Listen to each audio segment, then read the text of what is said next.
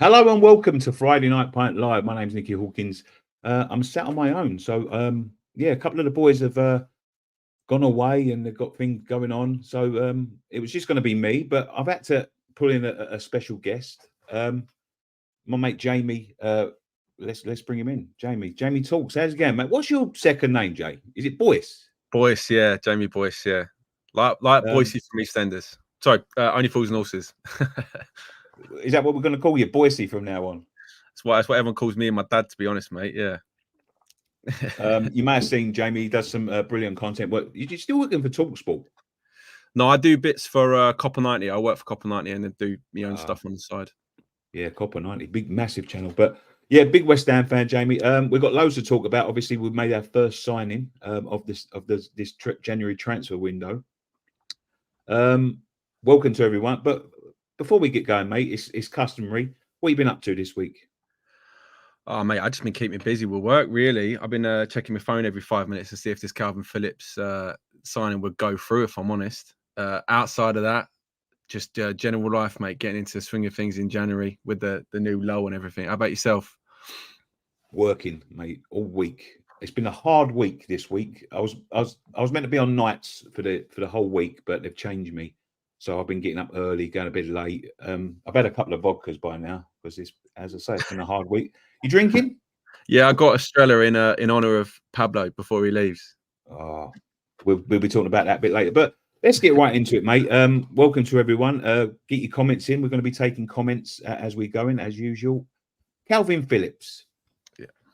Give me your initial thoughts on Kalvin Phillips, because listen, I'm not going to say this one come out of the blue, because it's been done. I think it's been done for a little while, but it's a position that I wasn't sure that we was looking at initially. But how do you see this signing?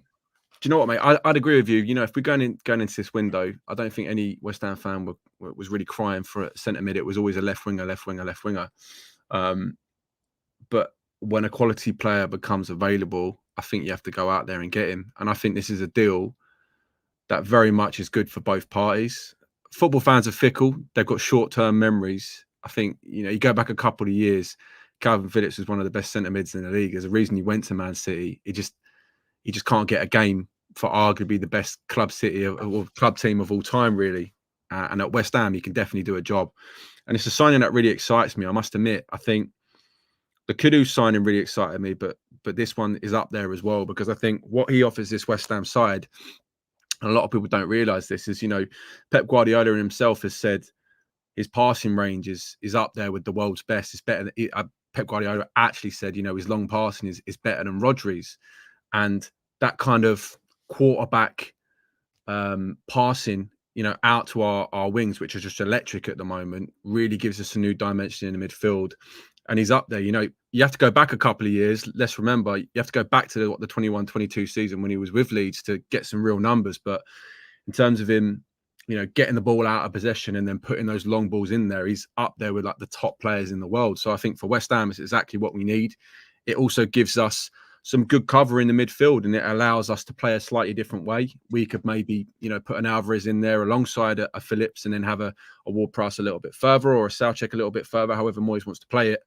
It just gives us another option. And I think with the amount of games that we've got to play, the competitions that we're in, another quality player in the door ain't a bad thing, Yeah, I agree. I mean, I've seen on social media a couple of people saying, like, why have we? I know it's only a loan, but we've got.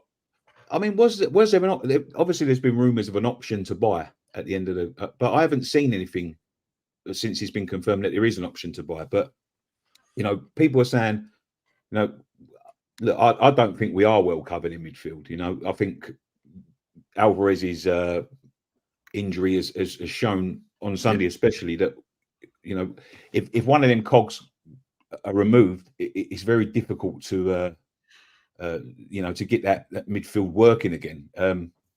Obviously, Declan Rice was a massive part of our midfield, and he done like a range of jobs.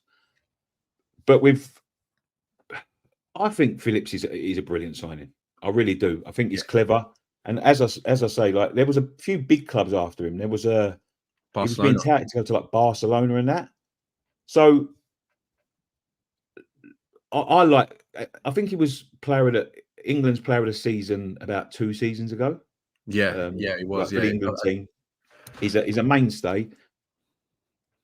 I think he made a mistake by going to Man City.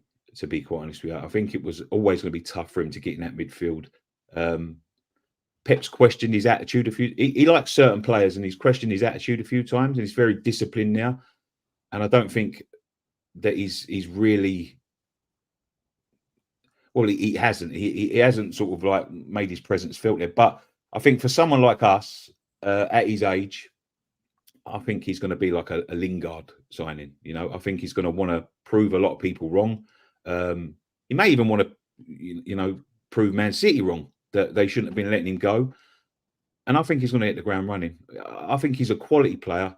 I think he's just what we need in the midfield.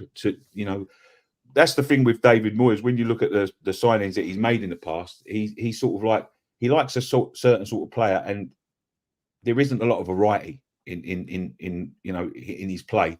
So he wants people to do certain jobs, but what we do lack in that midfield is energy and a passing ability at times. People to get the ball rolling and going forward. I think he brings that. I really do. And as I say, like, although it wasn't a position that I feel like was a priority, I think if a player of that quality comes up for very little risk, on a loan, I think you've got to take it. And I actually think that this shows that we are looking to really clear the deadwood out and get some real quality, like squad depth, because that is what we're lacking. First 11, I think we've got one of the best attacks in the league. Yeah, I think the money that we've spent on Alvarez and Kudus have improved us. Even I think it makes us even better than when we had Rice there, because we've got different people that can do different things.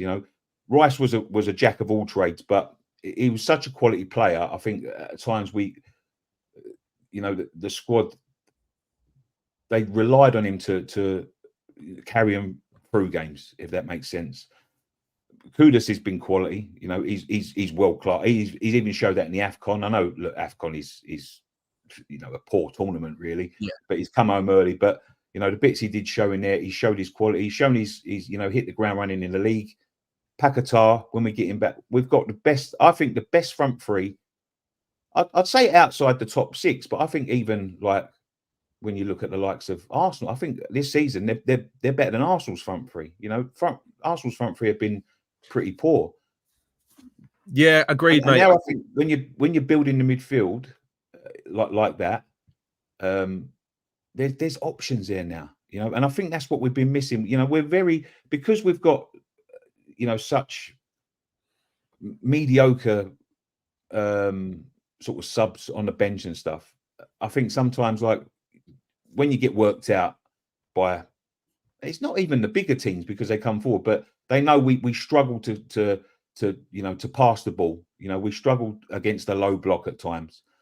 But I think this brings another dimension to the midfield, and I'm very excited about it. And if we can make him a permanent signing, I would snap that up in a heartbeat. I think he's a quality player. I think he will complement what we've got already. I think he will take the pressure off a few of the players like Ward-Prowse, who at times he's getting on a little bit, Ward-Prowse, but I think he feels the pressure. And I just think that it gives great competition. Yeah, mate, I couldn't agree with any more, really. I think one thing the signing does say is it shows ambition from the club to go out there and sign the good players, because when you've got a player that's being linked with Barcelona and he picks West Ham over that club, that's a sign of where the club's going and where the club is. Players that are on the periphery of your top sides want to come play with your top players like Paquetá and Kudus. And you're right that his style of play complements us perfectly, because we're a very counter-attacking, very reactive side. We'll soak up pressure and then try and, it's like a spiky sponge, I've heard us describe. We soak up all this pressure and then we catch them like that. And he's the perfect player for that, because he can sit deep in a Rice-like way. He can win the ball back, but then with his long ball passing kind of qualities, he can, distribute that ball, far to a Kudus or a Bowen, and they can retain the ball further up the pitch like we've been doing. and then get us up there and we can counter attack on teams. So it's a super exciting one, mate. I think it's up there. It's going to go under the radar in terms of being one of the signings of the window. And people are forgetting it's January as well. You don't normally get quality signings in January, but I think a lot of the teams in the league would happily have Kalvin Phillips starting from every week. And for West Ham now, we got options. We really do. We got 4 midfielders that I feel kind of confident in. People like to obviously slight Southcheck and that, but he's an effective player and he's an honest player and he works his socks off and he's getting goals. He's our highest scoring midfielder this season. So I think we've got serious options now, and I think that's important with Europe and the amount of league games that we've got coming up. Obviously, we're out the cups, but signings like this, I think in seasons gone by, every West Ham fan has always thought to themselves, if we had an extra player here when someone gets injured, we might be able to sustain some sort of a top 6 push or a longer run in Europe. And the signing of Kalvin Phillips is important for us because I think we can rely on him in big moments. And you look at his footballing CV, over the last 5 years, he's played under Bielsa, he's played under Guardiola, he's played under Jesse Marsh. How high you rank Jesse Marsh is another question, but he's got a good footballing education under Bielsa and Guardiola, and he's going to come in, have leadership qualities, which are obviously vital, and he's going to be a smart, high IQ player. I'm just over the moon with it, Nicky. Yeah, I agree. Who would you replace? Would you chuck him in? I mean, the negatives are he hasn't played a lot of football in 18 months. There's been times when Guardiola's pulled him up about his weight, and he hasn't included him in squads because he's saying he's come back overweight. He's always been professional at Man City. He's never kicked up a fuss. He looks like a lovely lad, so yeah. I think he'll fit into the dressing room well. But is there a risk in? I mean, he has been injured for long term before for Leeds, and I think maybe for City as well at the beginning. But is there a worry that he may not be up to speed? That's a 6-month loan. He ain't played in basically 18 months. He's played a couple of games here and there. Is there a worry about his fitness, or do you think he'll just slot back in? A bit like Ivan Toney. I mean, he hasn't played in 8 months, and he was brilliant the weekend. Yeah, well, I mean, he's still been going to England camps and whatnot, and I've actually heard the opposite when Pep Guardiola's spoken about him, and hearing journos close to the club and that they've always apparently praised his attitude and said he's been a good trainer and whatnot. So, yeah, he might be a little bit off the match pace. And to answer your question about who he replaces, I really think it's dependent on who we're playing. I think sometimes where we come unstuck is where we're a bit of a counter-attacking side. If teams want to get it on the ground and play some football, that's where sometimes our midfield can get a bit stuck out because, we might have a Southcheck in there who is effective as he is. He's not the most technically gifted player, so he can get found out and balls just get passed around him like he's not there. I think Kalvin Phillips he can play football with the best of them. There's a reason that Man City went out and signed him, and it's because he's got the ability to play for a top club. And let's have it right.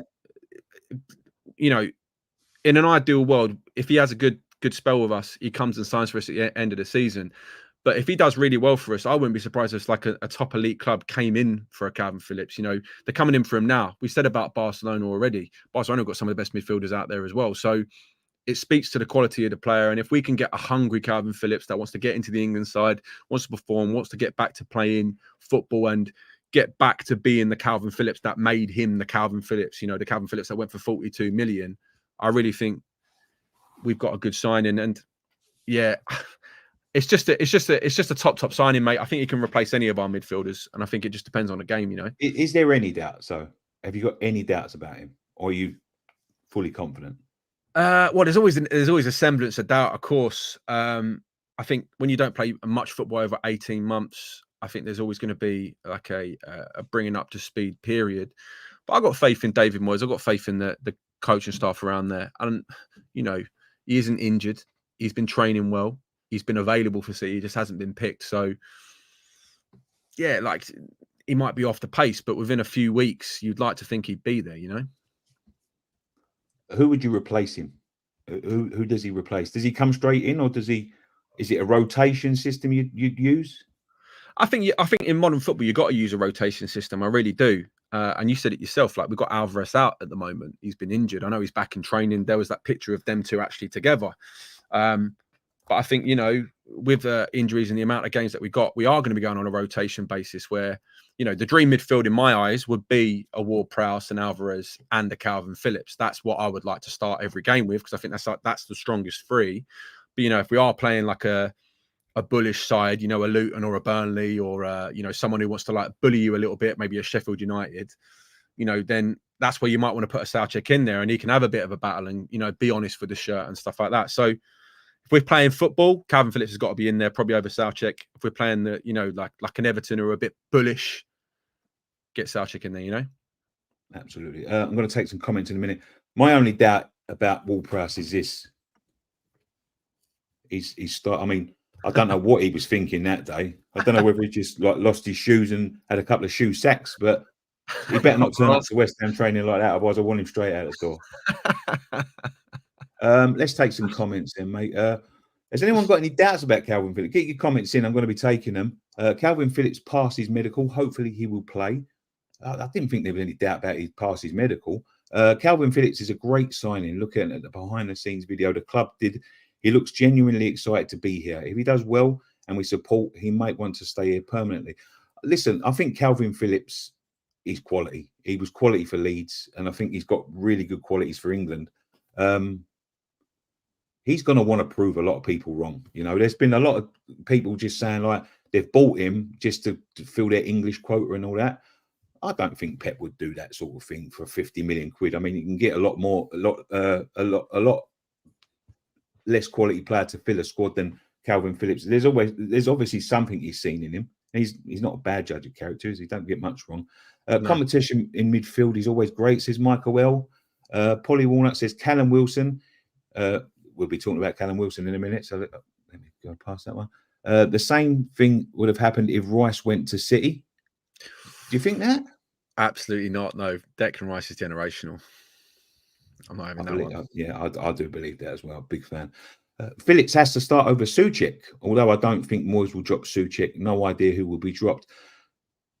There's a lot of people saying that they would replace Soucek. I mean, Soucek's, I think he's a scapegoat at times.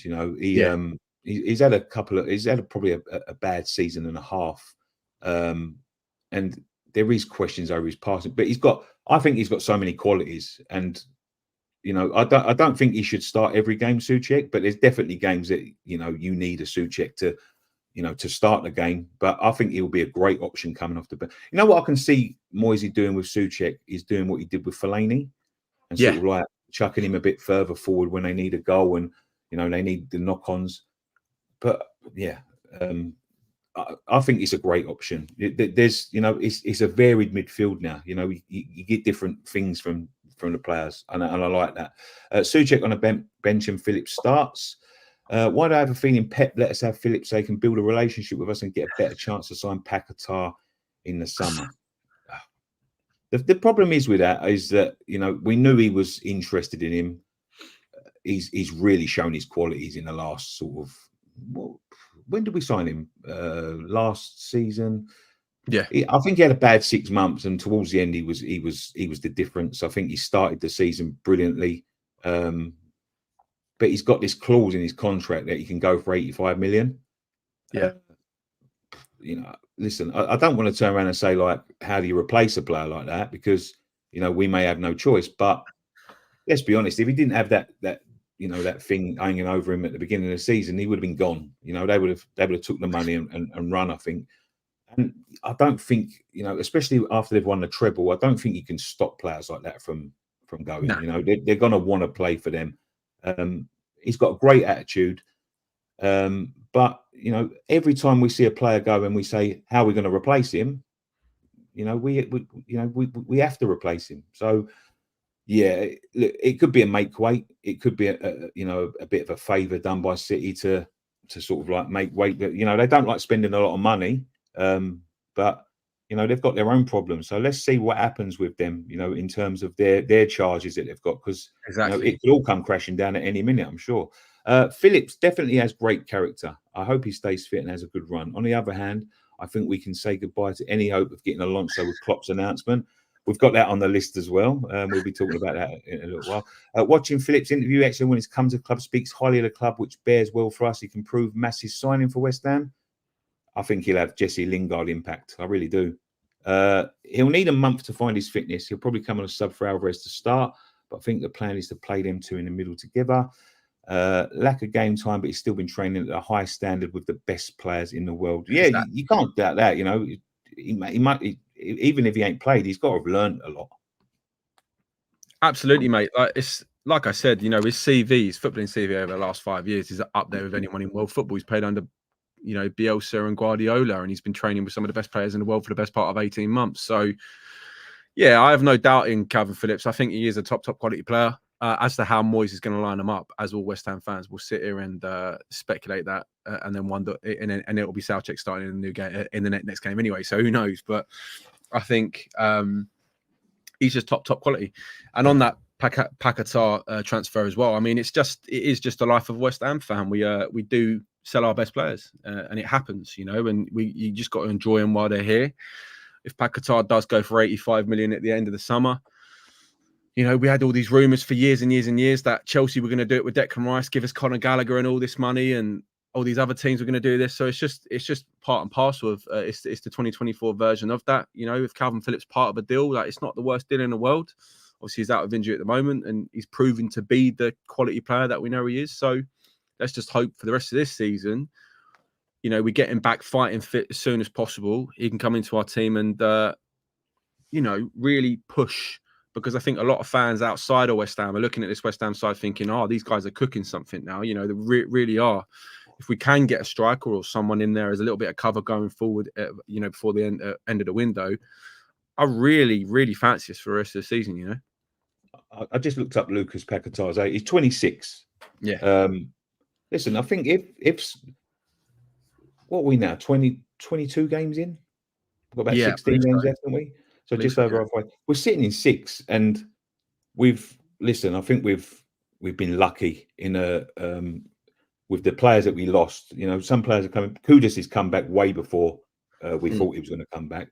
But I think we've sort of weathered the storm. You know, I expected us to lose, you know, the last few games when we didn't have them players. I know we went out the FA Cup, but I honestly, I'm not that bothered with the FA Cup, because you know what will happen. You get to the 4th round. You get another easy draw. You get to the 5th round, and then by that time, all of the fucking European games come back. All of the Premier League starts to heat up again, and you'll end up going out to someone, you know. Anyway, you know, it's really tough to compare. And listen, I love the fact of we've been competing in Europe. You know, semi-final of the Europa League, winners of the Conference League, and you know, we need that European adventure to continue. And why we've still got the league in that position that we are, and we're still in that competition, there's still chances to get into the Champions League. Absolutely, you know? Yeah. So I don't think it was the worst thing in the world going out in the FA Cup. I was disappointed, because I'm always disappointed to go out. But you know, with these players coming back, and we've weathered that storm, you know, nobody's really, you know, nobody below us is really, you know, you got Man United and Chelsea. No one's really got like a good run of form going. Like they're two big clubs. Like they win some, they lose some, they draw quite a few. We've weathered the storm. We've got to have, as long as they come back firing like they were before they went, I think we can have a good season here. You know, and there's, you know, obviously there's questions about, you know, letting people go and leaving us a bit more thin, but I think the players that we've let go, we haven't seen anything from them that shows me that, you know, that they can hold down or compete in the first team with, you know, the quality that we've got, sure. and the way we play. I think they've all been poor. But if we can get like 1 or 2 more signings, you know, he likes to play with a small squad anyway. You know, he doesn't like to change a lot. I think this could be a season to remember. I think we could really get a good run of form going. You know, listen, I don't think it's been, you know, I know you're a fan of Moyes, and you know where I stand. I don't think it's been brilliant from Moyes, but you know, we cannot deny that there's players there that can win games on their own. Absolutely. But even when we've been on a bad run of form, we seem to be able to stick in them position. We're getting point. I mean, that was a robbery the other day. I think on a balance of play, the Sheffield United game, it probably should have been a draw, but we should have nicked it, and it was only the referee that let us down. Yeah,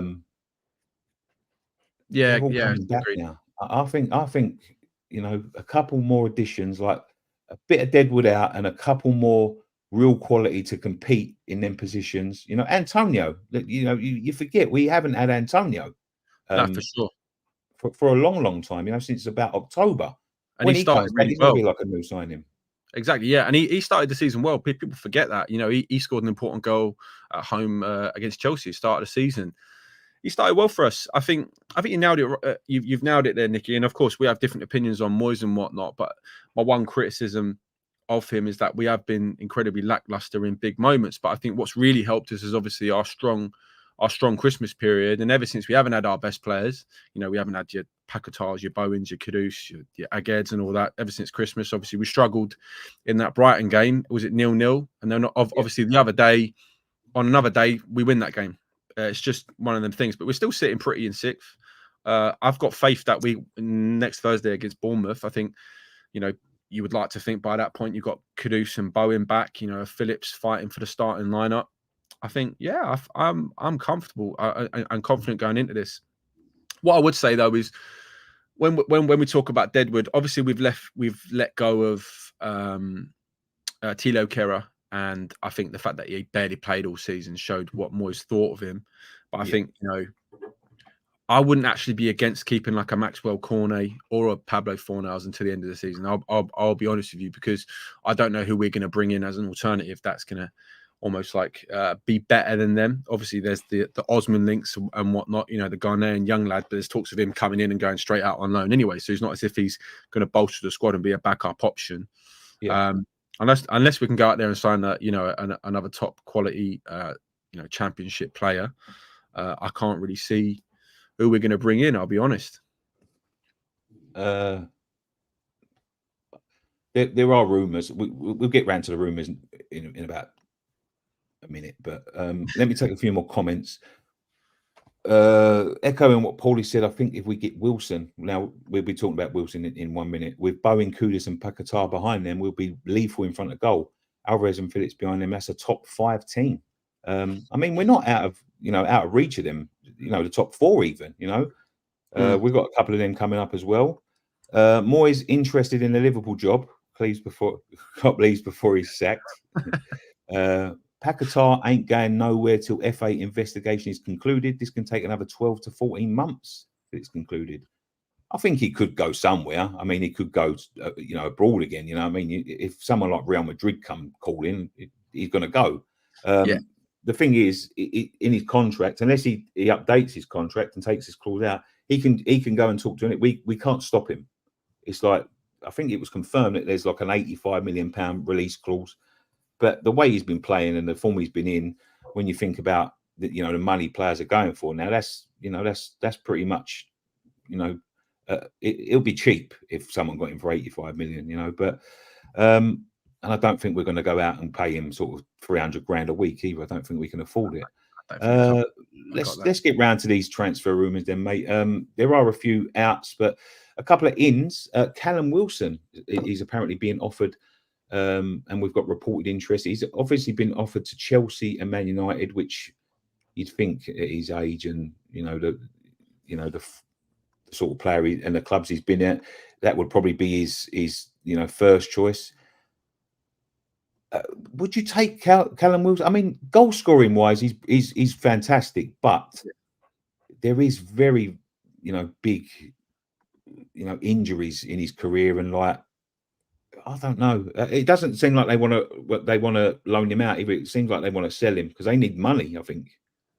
Yeah, I don't get this one. I really don't. I think we've been there before. We bought an aging striker who was injured all the time. This time last year, in Danny Ings, and other than last week at Sheffield United, we haven't really seen much from Danny Ings. So, do I think Callum Wilson's currently a better player than Danny Ings? Probably. Do I think he can offer something to the side? Probably. I think he'd start for us. But I'm not exactly sure it's what we need. He's 32. He struggles to keep fit a lot of the time. And there's a reason why Newcastle are trying to get rid of him. You know, they're keeping their big players, and obviously the FFP reasons they're trying to get rid of players. But there's a reason that Newcastle, who are also trying for, you know, the top four, would get rid of a Callum Wilson because he hasn't got any resale value. They're trying to get back money now. So I don't know if I believe this one. It does sounds like bollocks to be truthful, because I can't see why Newcastle would give him to anyone or any of those teams when they're all trying to fight out for the same position. And I can't see why West Ham would be interested due to his age and his injury record, you know? I don't think he's particularly been a big fan of West Ham in the past either. And I think that might play into it. And, right, and you might laugh at this, but this is the new age of football. Him and Antonio have a podcast, which is quite a popular podcast. A lot of the dynamic of that podcast is the banter between the two clubs and the sort of perspectives they get. If they both played for the same club, you know, that may not work. You know, and they, you know, I know it sounds silly, but it may not. You know, it may kill the podcast. And look, they're two aging players that are going to be looking to do that sort of thing outside of football. You know, I think them sort of things come into it. I really do. Yeah, like it's the modern football. Exactly. I mean, again, I wouldn't be mad if we made the signing. I just don't think it kind of lines up with where the club's going in terms of the players that they're bringing in, and I would have question marks about his injury record. And I'd be worried that it'd be another Danny Ings on our books. But you're right. You know, the podcast is huge. I don't know what West Ham as a club think about that when you got, you know, your player going out there saying X, Y, Z about every other player. There was Richarlison comments recently and whatnot. And yeah, I don't know how that podcast would work with them both being in the club. But I'll tell you what, though, if they announced the transfer, that would be a way to do it, wouldn't it? The club would definitely have to dial into that, do like some sort of podcast announcement. I mean, I'm sure they've got, you know, media people working that sort of thing out. But honestly, like people, like when I mentioned that today to a couple of my mates at work, they was like they didn't really know what I was talking about. But I was saying, like, you know, there's not a lot of media jobs. You know, these podcasts can be big careers outside. I mean, you look at the Fozcast. You look at Peter Crouch. They're big opportunities to make a revenue stream after the football. And if they lose that dynamic of the banter and the bets and all of that sort of thing, and like the sort of competition and the banter that they have between the two clubs, and you know who's going to finish this and who's going to finish that, and perspectives, they're both playing together and talking together every day. I think it sort of kills that dynamic a little bit. And listen, I think in the future, mate, these sort of things are going to be, you know, big factors in making decisions if they're not already. You know, people like Jesse Lingard, when he's trying to, you know, promote a brand, you know, rather than playing football. You know, I think they look at when they get to their, you know, the latter stages of their career, and they're looking about what they're doing after football. You know, there's some people that just ain't made up for that. Mikel Antonio is made for podcasting. I just wish he wouldn't do it right now, honestly, because he's such a charismatic guy. He's a lovely guy. I've met him a few times. You know, I've not got anything bad to say about him in terms of like his attitude, you know, the way he treats people. But he has got this knack of putting his foot in his mouth, you know, and I don't want them both to be putting, you know, and they both do at times. I don't want them both to be putting their foot in their mouth, making them operate on West Ham's books. Yeah, I agree. I mean, he said a bunch of stuff before the Liverpool game, didn't he? And then we went and dropped our bollocks and and got smashed. And it ain't a good look. I mean, you know, a lot of the players, I think behind the scenes, a lot of the Liverpool players took that and they listened to it, and it was their sort of like their pre-match speech sort of thing. He done the work for them. Going on, Osman, £15 million. He's one of a Ghanaian youngster. He's 19. I can't even pronounce the team he's going to come from. I'm assuming it's somewhere like in Norway or something like that. Norway, same club as Kudus. Do you know much about him, Jay? I know you do a little bit behind the scenes. Yeah, I know. So basically, there's an initiative in Ghana called the Right to Dream Academy, and that academy over the last few years has been responsible for bringing a bunch of players into the league. Adingra at Brighton is one of them. Mohamed Kudus is another player. They basically make these players and then send them off to clubs around Europe. So Kudus or Osman is following the same path that Kudus did. So Kudus went from right to Dream in Ghana to Nordsjælland to then to Ajax, and Osman is having a good season for Nordsjælland. Obviously, he's young. He's a lot younger than Kudus, and I think that will be a bit of a tell as to what he can do in this West Ham side just yet. And I think obviously there's rumours of bringing him in, I think for around the £15 million mark or something like that. But I think there's also rumours of him coming in and going straight out on loan. So that kind of suggests where he is in his development. Obviously, I don't watch loads of FC Nordsjælland, but I know he's been one of their prolific players for the last for this season. I think he's got something like in 29 appearances. Just reading it now, he's got 4 goals and 5 assists, which isn't the most prolific in the world, but if this academy is starting to produce these class players all across the Premier League, it could be the next bed of talent for football, you know. Yeah. I think with the Stuyden signing as well, I think there seems to be a lot more sort of Focus. thought into signing a player. He obviously knows a lot of players. He's worked at Ajax and things, but there seems to be a lot more. It seems to be like a direction we're going in. We're not just signing people to fill positions. We're signing people to sort of change the side, And obviously, like Alvarez come in, James Ward-Prowse, Kudus very late in the window, but there seems to be a real thought about where we're going. Like I feel like before, like you get to a position, you go, you need a striker. They just put a load of strikers on a transfer list, and they just go through them and go, let's bid for him, and whoever comes. Whereas, like I feel like now we're sort of like trying to change the way we sign players and the direction we're going with like a future in mind, rather than just whoever we can get to fill that position. And try and make it work. And I think like we've seen that in our recruitment, ever since we sold Rice, everyone we've brought in, to be honest, has been a good signing. I can't think of a bad signing, really. I think everyone who we signed in the summer has been top notch, really. And Mavropanos, there's questions about him. I really like Mavropanos. I really do. I think I know what you mean. His passing ability ain't the best at the time, and there's been a few times where he's put us in trouble. I think against Bristol City, for example, he was, the first game especially, he gave the ball away and led to them scoring. But other than that, he's also scored a winning goal at Arsenal. So I think I agree with you, but I think more often than not, I think it is probably the best assembled West Ham squad in my lifetime, and I think a lot of that comes down to our recruitment. We've just brought in Stuyten's just brought in a new analyst guy from the Bundesliga as well. I think from Wolfsburg or Werder Bremen, one of those sides. Yeah, very highly rated apparently. Exactly, and I think it can only benefit the club.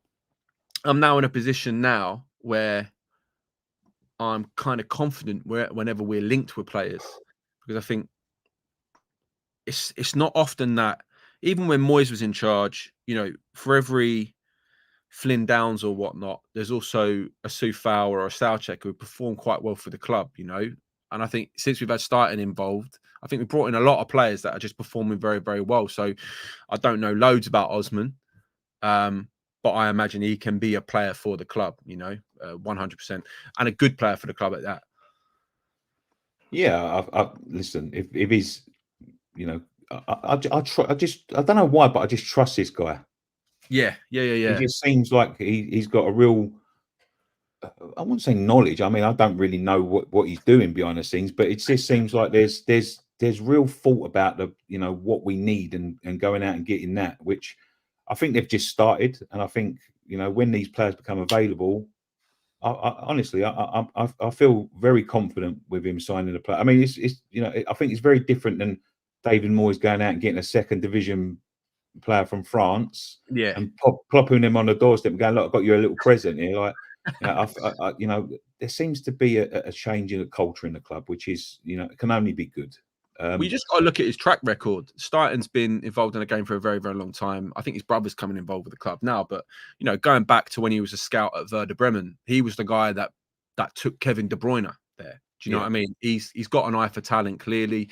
You look at what he did at Leverkusen and bringing in some of the key figures in their team now who are obviously top of Bundesliga. He's the person that brought in your Xabi Alonso. He's the guy that brought in your Jeremy Frimpongs and all these players that are performing to a high level. He has done it, and he's tried and tested in a different league, and he seems to be doing the same thing in the Premier League. Because again, I know you're not a fan of Mavropanos, but Mavropanos aside, everyone else has been top quality. Kudus has been one of the signings of the summer. Alvarez has been one of the best sixes in the league this year. James Ward-Prowse. It seems like it's the biggest. It's the most perfect signing for West Ham. Like, it happens, then you think, yeah, that really makes sense, and that's how I actually feel about Kalvin Phillips as well. But yeah, I think he's changing the culture at the club, and it'll be interesting to see what happens come the end of the season, whether we do get a Moyes contract extension or who the next manager coming in is, because I think there's a culture being embedded in this football club, and I think it's only going one way at the moment. Well, that brings us in nicely to our next discussion. I mean, this has come out of the blue. I mean, this was shocking. Like, Jurgen Klopp, all of a sudden today, out of I don't know why he said it now. I don't know why he didn't say it a bit earlier. I think he said he decided it in November, but they've kept it under their hat. Just all of a sudden, just come out and said, like, end of the season, I'm gone. That's it. Like, I've finished with Liverpool. I mean, I don't know what's gone on behind the scenes. There's a few people that seem to think that he's had a few targets in the last couple of years, and they haven't gone out to go and get them. So he's just thinking, like, how can I compete if they don't get them and get my targets? I think Jude Bellingham was a massive one, because he was really like touted to go to Liverpool. I think they thought they'd tied it up, but they just wouldn't pay the money. But there was like a rumoured target for West Ham, which was Alonso, who has been tipped now to take over from. I think Alonso was a pipe dream for me. I thought he would have done really well. He knows the league as well. He played over it for a long time, but I always thought it was a bit of a pipe dream. I think he's destined for bigger things. There was talk about him taking over at Real Madrid. I think that's now the natural, but I say it's the natural progress. But will they take? Is it like a little bit of a risk taking him because he's so close, so new? Sorry, into his managerial career, or is there still a hope that Would you? Well, first of all, right? Let me discuss, because I know we've got different discussion. I think the Moyes debate will always rage on. Yeah. Do you think if we get a chance to get someone like an Alonso, we should take it and maybe not renew Moyes' contract? Or do you think, no, there's still more work he can do here?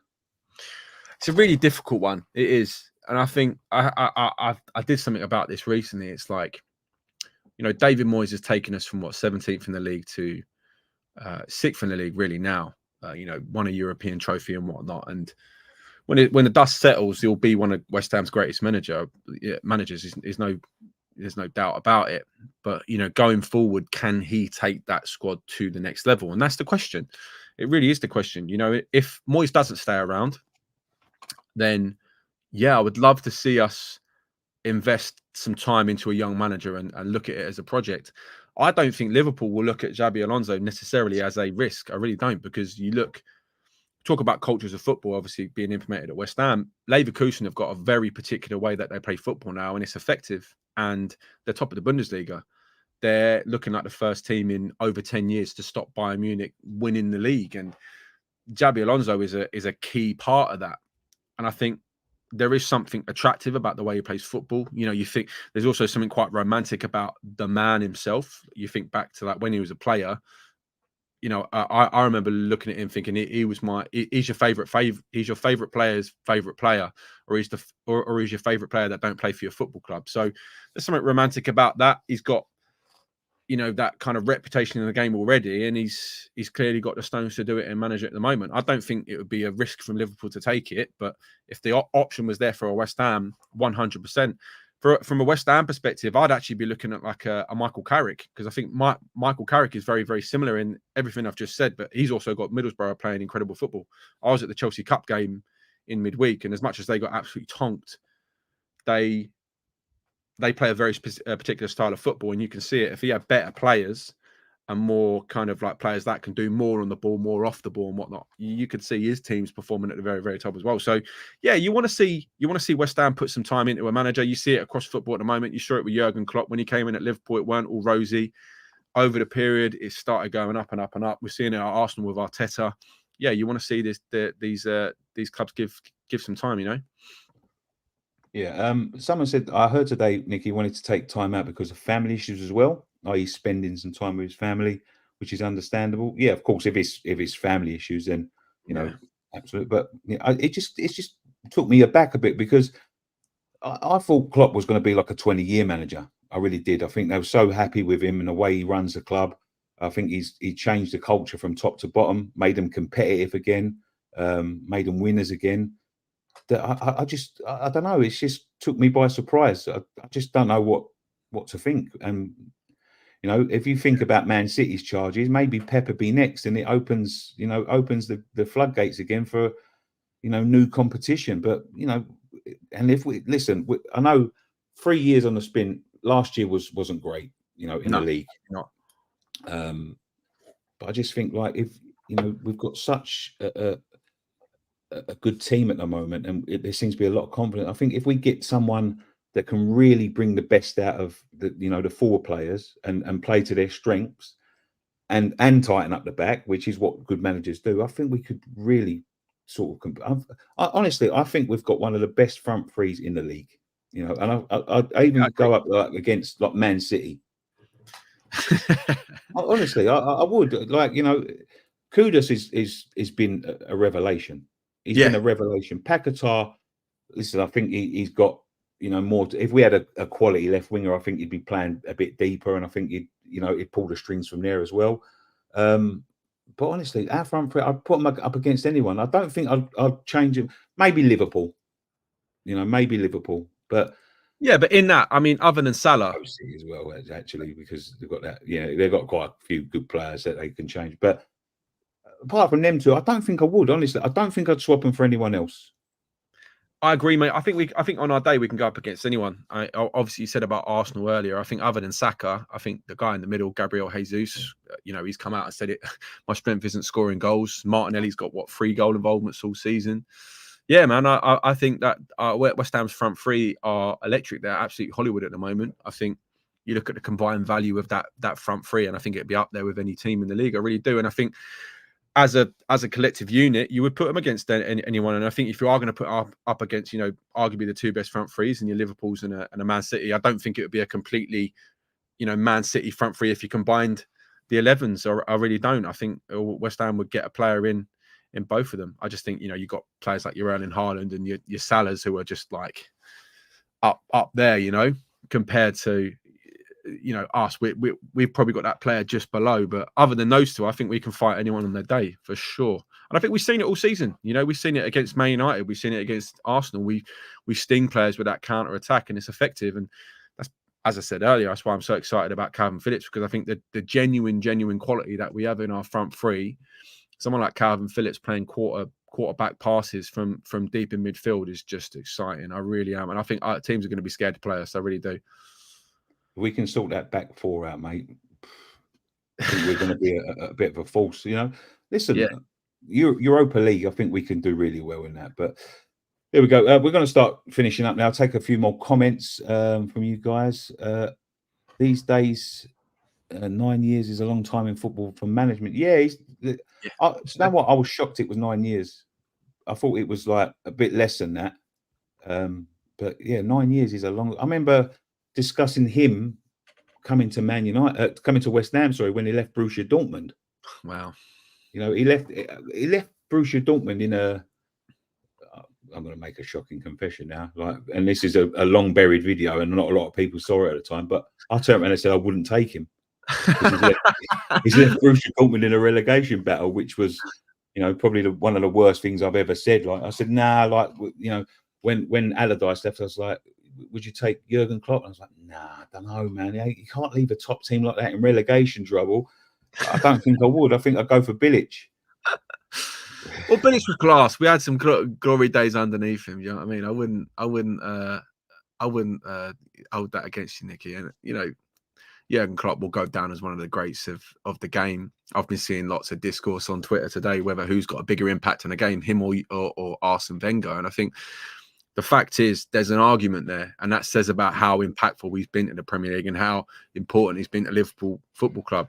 I think for the last 5 years, he has been Liverpool Football Club. And I think even when Liverpool were going through trying times, the one thing that was certain and the one thing you wouldn't change about that club was the fact that their gaffer was Jurgen Klopp, and wherever he does go next, or whether he's taken some time away from the game, I think whoever he does go to next is going to be a top club, whether that's international football in your Germanys or whatnot. Who really knows? I don't know.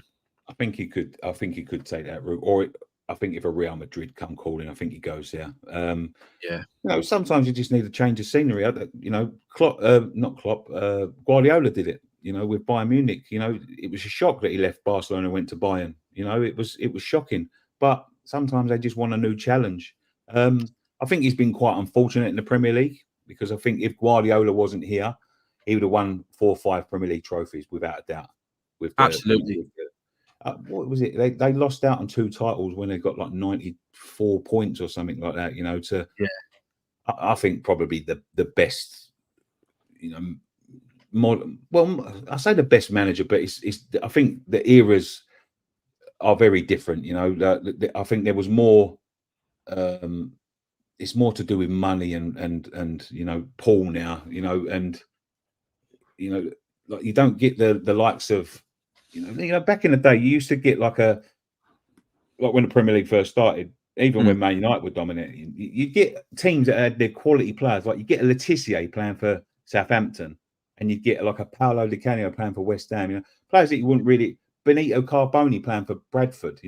Big stars, but every team seems to have one. Nowadays, they have 2 good seasons and they're off to these big sides, because it's the lure of the Premier League is such a the Champions League is so strong now that even for like social medias and stuff and brands of them, they have to be playing in them competitions. You don't get the loyalty like it, so it's harder to keep hold of good quality players, and there's not. I don't think it's as competitive anymore. Even when the likes of like West Ham and that are coming up the ranks, the Premier League and the rules, they just seem to put a stopper to it just to keep their brand strong. I think the brand's so important now. Yeah, you say that, but I think even in those days, though, it was always a top 4, really. And now I think you've got a top 6, and then everyone outside that top 6, you're going from maybe 7th to 10th. We're all fighting for 7th and 8th. So I think maybe the bottom half are a little bit behind the top 10 in the Premier League, but I definitely think there's a competitive level to the Premier League that has. Well, boys, that is much more than other leagues, and I think it's because even at a Crystal Palace or a Luton or a Sheffield United, you can pay wages similar to what you can in a Bundesliga or a Ligue 1. You know what I mean? Yeah. So I know what you're seeing. You see these cult players. I know what you're saying. You say these cult players that are playing for like your clubs and whatnot, and ultimately when a player gets to a certain level, one of the big boys does come calling, and that is one of your traditional top 6. But I think in general, the competitive aspect of the Premier League has never been more like rife. I think you got currently Man United and Chelsea, who are infinitely bigger clubs than West Ham financially, I should say. Yeah, below us in the league right now. Do you know what I mean? And that's down to us signing players that they wanted. Chelsea wanted Kudus, but yeah, it's food for thought, isn't it? Yeah, it is. I think there's so much that goes, thought that goes in. I think that players are so savvy about what's going on about them. Going back to like, the podcasting. There's only, in the old days of when it was first division and social media wasn't about, it was like basically play for a club, earn quite a few quid and invest your money while you're still playing football, because once you finish playing, there ain't a lot of opportunities. You get 1 or 2 sort of Sky pundits, and you get 1 or 2 like pundits on other channels. Now there's so much content, and there's so much you can do like on other platforms. Like people can build up platforms that would earn them more money than say like becoming a pundit. Like Gary Lineker was on a couple of £1 million a year.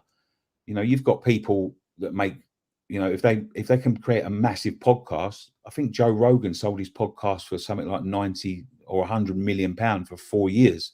Yeah, he sold the Spotify deal. Yeah, Yeah, like, there's so much they can do now outside of football, and I think that they like to look at when they can go to like say for instance, you get a normal Premier League player and he can go to Man City and sit on the bench, like a Kalvin Phillips, or he can go to or say Crystal Palace that are not as big of a brand. He'll look at it and go, well, how many followers am I going to gain by going to Palace? Yeah. I can go to City, gain some followers. I think things like that do play, and that's why I think that it's getting harder and harder to, for people like Leeds. I mean, Leeds with Phillips, he was their best player and he was sort of dragging them through. As soon as Man City come calling, you can't stop them from going. They all want to play for Man City. They all want to play for Arsenal. They all want to play for Man United because it builds their brand. I think there's a lot more to it than just like, all right, well, they're going to pay me $100,000 a week, because they look at that, the potentials for future earnings with the followings they get on social media. So many agents are privy to this sort of thing now. They're so privy to it. Well, it's also like you pay for a top club, you get top marketing deals as well. So you get top companies wanting to sponsor you. Look at all the stuff that's gone from Adidas to Declan Rice since he signed for Arsenal. There's a reason, because he's paying for Arsenal. That's the case. You look at like commercial deals that players can sign with some of the biggest brands in the world, usually and typically they're associated with the bigger clubs. But it's a sad way to look at football, and you're right. I think like the financial pool or the top six is always going to be bigger than everyone else, and that gap is probably growing. It really is, as much as financial fair play is trying to stop them. But their turnovers are bigger, their wage caps are bigger, the amount that they can pay players and generate income over a yearly basis is obviously a lot bigger than a West Ham. But we are getting up there, and I think obviously there was the the CIES quota came out recently, and I think we're like the 18th biggest club in the world at the moment, which is quite high when you think about it, because you got all the Premier League clubs like your top six in there, and then your AC Milans, your Real Madrids and whatnot, but 18th in the world isn't too bad. So we can pick up a lot of big players. The brand's still building, mate, and look, I'm getting excited about the end of this season. I'm getting excited about the future. If we can make it to Europe 4 years in a row, I think that's the aim. I think that's what we've got to be aiming for. To just, you got to take the Tottenham model. You're never going to be able to outspend these teams. You're never going to be able to to stop players from wanting to play for the likes of Arsenal or Man United or Man City. But what you can do is like just keep consistently building and building and building. And if we can keep it up for long enough, I think we're going in the right direction. Which is something that I haven't said for a long time. We didn't discuss. There's a few things we didn't discuss. We didn't discuss Pablo Fornals to Betis. Just quickly, mate, before we finish up, Pablo Fornals to Betis. What sort of legacy will Fornals leave? Pablo Fornals for me is currently my favourite West Ham player in this side, and I think he is even now. Oh, it's hard. Last year he definitely was. This year he hasn't been good enough. There's a reason I'm drinking Estrella. Let's just say that. I absolutely love Pablo Fornals, and I wish he could be the player that he was over the last few years. I think if he does leave West Ham, then it'll be a shame. But I think he leaves as a legend. I really do. I think that goal he scored to get us to the final last year, I think that was my favourite goal of the year, more than the Bowen in the final, because I thought the way he nuts the player, finished it bottom corner, and then did the celebration on the holdings. That's how Pablo Fornals will be remembered. And I don't think people will remember the Pablo Fornals that has necessarily played this season and hasn't been as good as he could be. What do you think? I loved him. I've got a real soft spot for it. I hate to see him struggle, and I hate to see. I see him come on the pitch now, and it looks like he's not playing with a smile on his face anymore. Which makes me think that he needs a new challenge. He's 27. He's been here since I think he was 24 when he came. I think he's been here for 3 years. I think he showed moments of real quality, but I think he's been very unlucky in the terms of like he hasn't. I don't think he's actually got a consistent run in the team when he's been in good form. We also don't know his best position either. That's the problem. No, but I just like players that he's never. Listen, I know he's not been great lately, and I think he's very low in confidence, and I think he wants to leave now. But he was such a great character, and he was always willing to give his all for West Ham. And listen, the semi-final goal as well was a fantastic goal, and he'll always go down as one of my. I'm not going to say favourite players because I can't turn around and go, well, that was, like Declan Rice, for instance, that was consistently good, and I loved, but I just loved his attitude. I just loved Yeah, his. It's just a shame that he's sort of lost his smile a little bit because I think he was West Ham through and through. I agree, mate. And Yeah, yeah, I think he's shown that on the pitch and off the pitch. I think, in he's had multiple moments where he's sung West Ham are massive in an interview or whatnot, or things like that, and that's how I really want to remember Pablo Fornals. I think the talk around the transfer is that obviously he's got young kids and he wants to raise his kids in Spain. I think he's been here for about 5 years now. Obviously, Pellegrini brought him in. Was Yeah, it I believe really so. I think it's been about 5 years. Wow. And obviously Pellegrini's managing Real Betis at the moment, so I think that's why he's thinking about going there, linking up with him again. So it does make sense. And if he's got kids and he wants to raise them there, like, I will salute Pablo Fornals with every, he'll go down as one of my favourite West Ham players of all time because I think he embodies what a West Ham player is. And he's a foreign player. He came over here. He's Spanish. Doesn't know a thing about it, West Ham, but he's bought into the club, and it hasn't gone right for him on the pitch at the time. But you can never say he hasn't really tried his best. And his head's gone this year clearly, but under a David Moyes side where there's next to no squad rotation, and his minutes were starting to drop last year, by the way, you can understand it. You really can.